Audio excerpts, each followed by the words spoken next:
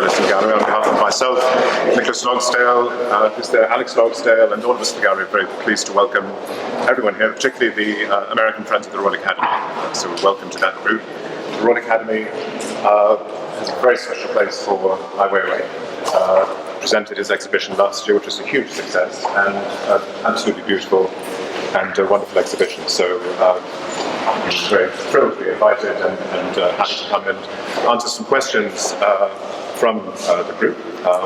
He's presenting this remarkable body of work, all new work, hot off the press and hot off the foundry, this new work, as part of an exhibition across 3 galleries and 4 venues in New York.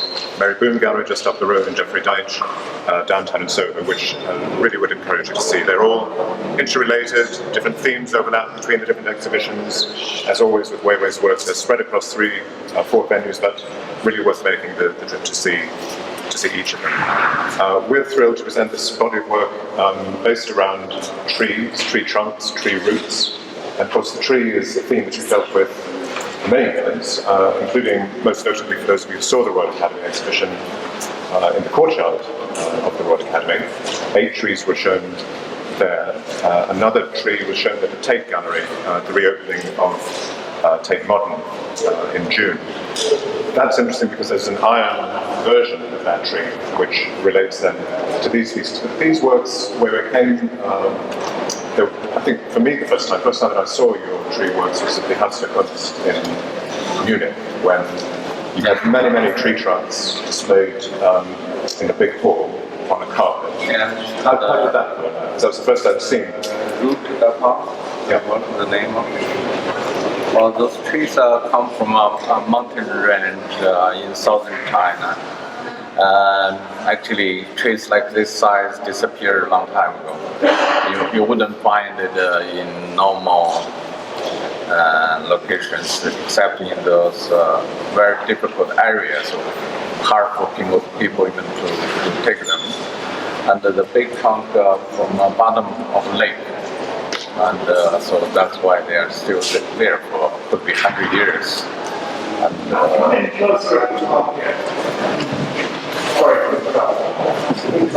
I totally forgot what I'm saying. So what's the next question then? So these are objects from the natural world. These are unchanged trunks, but they're not natural objects, are they? They're very cultural objects. Well, it's natural, but in China we always have this tradition. You appreciate a piece of a rock. It's like the scholar's rock, or a piece of roots, or a bamboo roots. We see it as a gift from the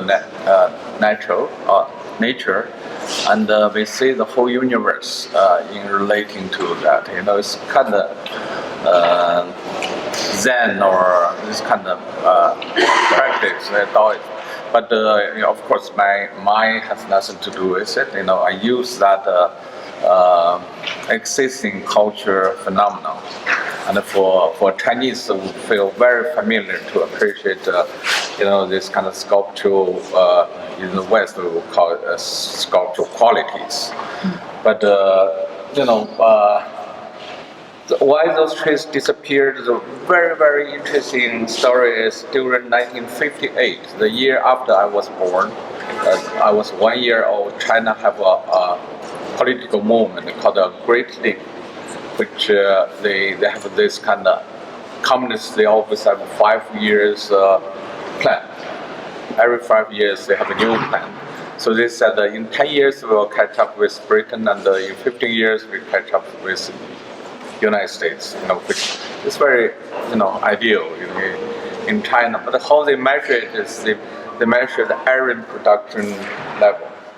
So that time they couldn't produce that much iron, so they encourage every family to give out their cooking wok, to just melt it, to increase the iron, which is ridiculous. And how can they cook? They eat in the communes. So they only need one big iron wok to cook, and of course that policy completely failed. After that, a few years it would become a famine.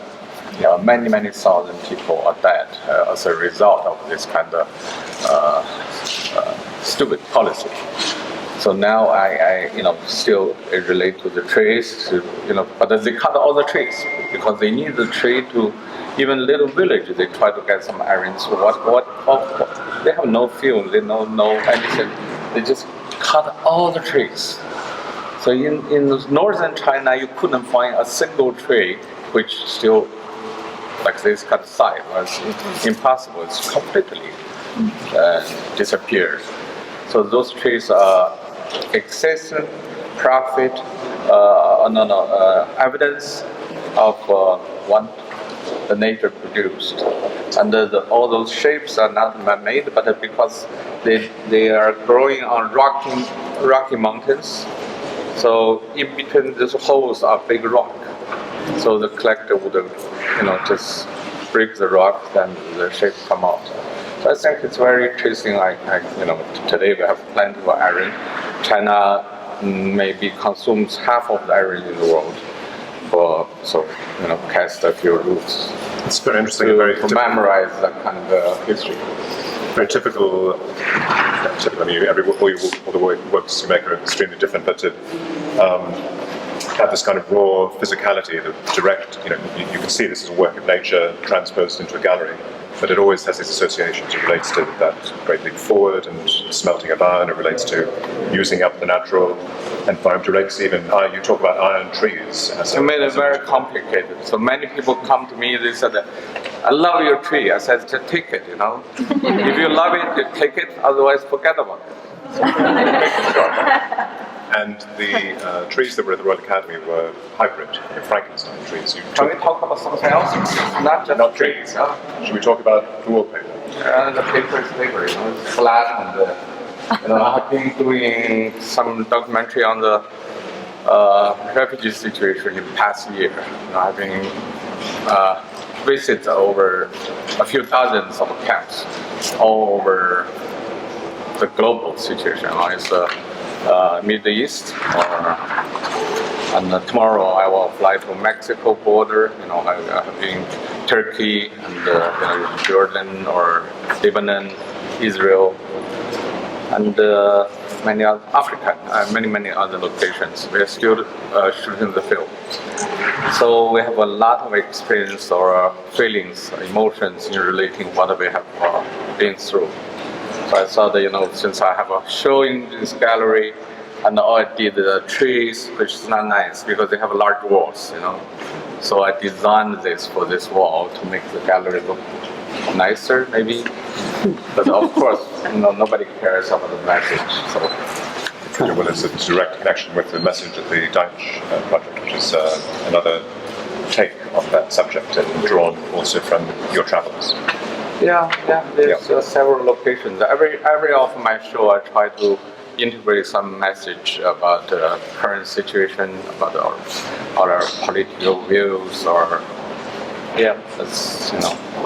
that's all artists can do. So. Do you want to take some questions? I'm sorry, I didn't follow. Why were the trees being cut down?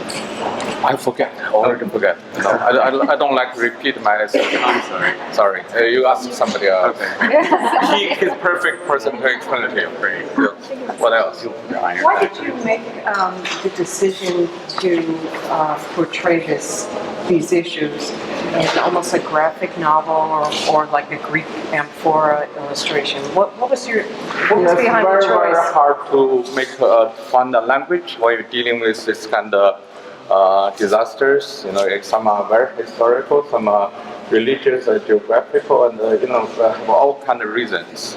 And continuously we push them away by a war or famine or environmental problems. So, but still, as artists, you have to find a language to talk about those issues. And this is one possibility to make it as in the ancient time we have we just discovered even in the Greece you have on the stone carving you have the migrations move in the human moves, and also in the artistry you can see Chagall's painting.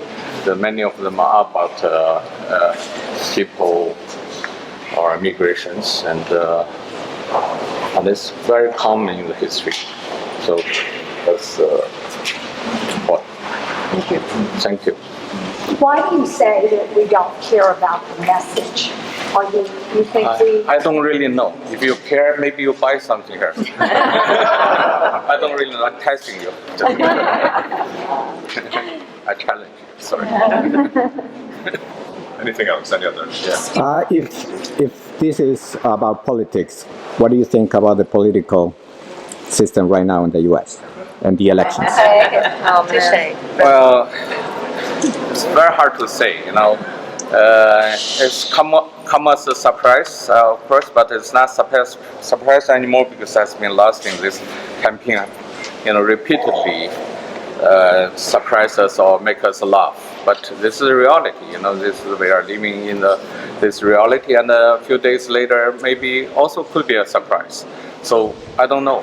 I don't know what to say. It's a new condition, and it's a condition we have to cope with, and it reflects some nature of this state. Because on one side you have basically Mrs. Clinton for refugees, and Trump is against the refugees. But then you have a system that is corrupt, and so you have to choose between the two. I think it's not so simple. It's not only about refugees or not. It's about human dignity. It's about human rights. It's about what kind of fundamental values we're defending. Refugees is just one phenomenon in this whole political situation. Yeah. One So, did you visit any refugee camps, and what did you do I for your visited research? more refugee camps than anybody probably. But even more than UN people. I don't want to repeat what I said. One question. I have a question. I was at your talk last week at the Brooklyn Museum. Yes. And it seems like there's this primacy of the immigrant issue right now in your work, and in talking with Tanya, that idea that is sort of the moment. It's like the political issue that everyone is sort of somehow responsible for. And I'm curious, for you, is that a long-term engagement? Are there other issues that you're... For me, it's again, it's a humanity issue. Myself, when I was born, my family is like refugees. We've been pushed away because political reason. We have been exiled. My father, we grew up with him.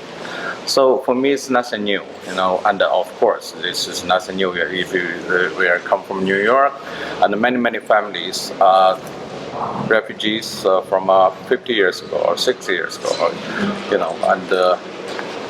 and most of them are migrants. Migrants always have a reason to leave their nation or leave their land. So I don't think this is a current issue. It's a historical issue, and it's not going to be stopped. We can see today's political landscape, and it's almost, we always talk about how Europe would accept them or how to help them, but we never really talk about what's the reason to make those walls or refugees, and can we really stop that? So I think this take a lot of political action in this topic. Why did you put your signs in English? You think I should put great? Great? I was curious. Well, in the most camps they put in English, or they also use Arabic language. Why not Arabic? I don't know if they put Arabic. I still don't know. My knowledge is very limited. Very powerful. Thank you. Yes, thank you. And just behalf of the Royal Academy of Arts, thank you so much. I think I speak for everyone that this was sort of really special for us to say hello. And thank you for listening. Just one of the shows in New York. There's over 1,000 galleries, and thank you. So appreciate you're here. Thank you. Thank you.